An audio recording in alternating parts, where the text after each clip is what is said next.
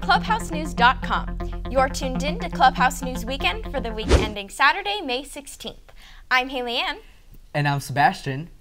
Cuban President Raul Castro met with Catholic leader Pope Francis and French President François Hollande last week, thanks to the reopening of relations with America a month after the first USA-Cuba talks in 50 years at the Panama Summit of the Americas between President Obama and Castro.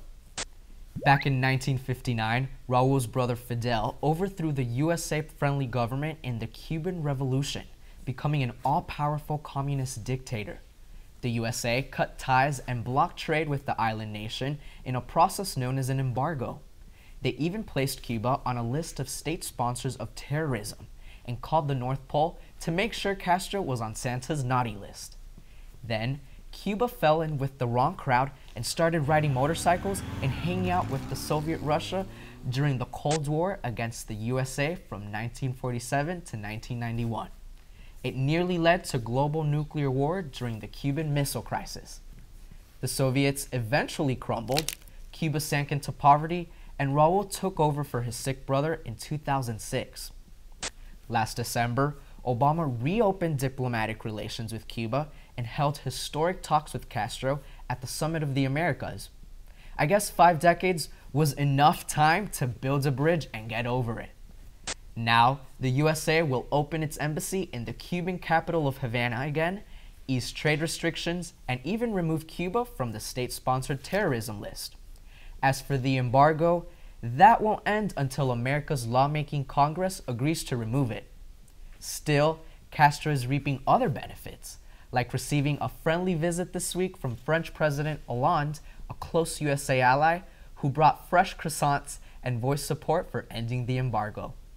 It seems Castro's makeover isn't just fashionable either, since he confessed that the Pope is making him think of converting to Catholicism. Talk about seeing the light. The Pope will also visit Cuba this September, ahead of his planned trip to the USA. Natural disasters struck again. As a second massive quake rocked Nepal, Japan was hit by a 6.8 quake, and Tropical Storm Ana kicked off hurricane season in the USA. On April 25th, Nepal was devastated by a brutal 7.8 magnitude quake that claimed over 8,000 lives, injured nearly 20,000, and ruined about 600,000 homes.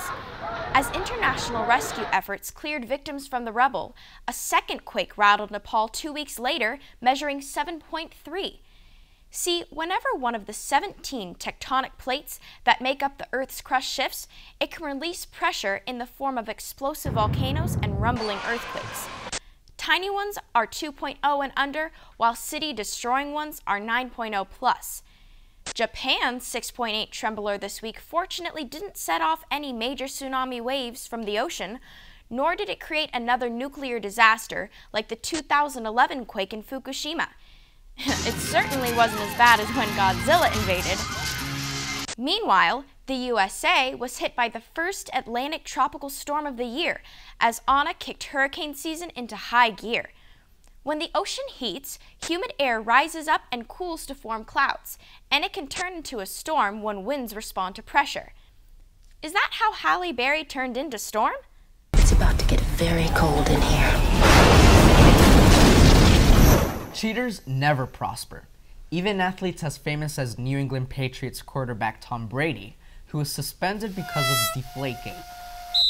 Brady, who won his 3rd Super Bowl MVP this year and his 4th championship, came under fire when his team was accused of underinflating footballs in the American Football Conference Championship game against the Indianapolis Colts on January 18th.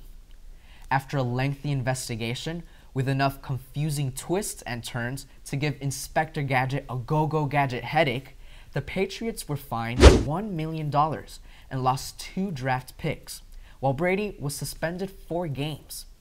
This is just the latest high-profile cheating scandal, since Major League Baseball player and New York Yankees third baseman A-Rod was suspended for the 2014 season for using performance-enhancing drugs. A year before that, cycling champion Lance Armstrong confessed that his record-breaking 7 victories at the Tour de France competition between 1999 and 2005 were done on performance-enhancing drugs. Moral of the story? Play by the rules, or all your victories will deflate faster than the Patriots' footballs.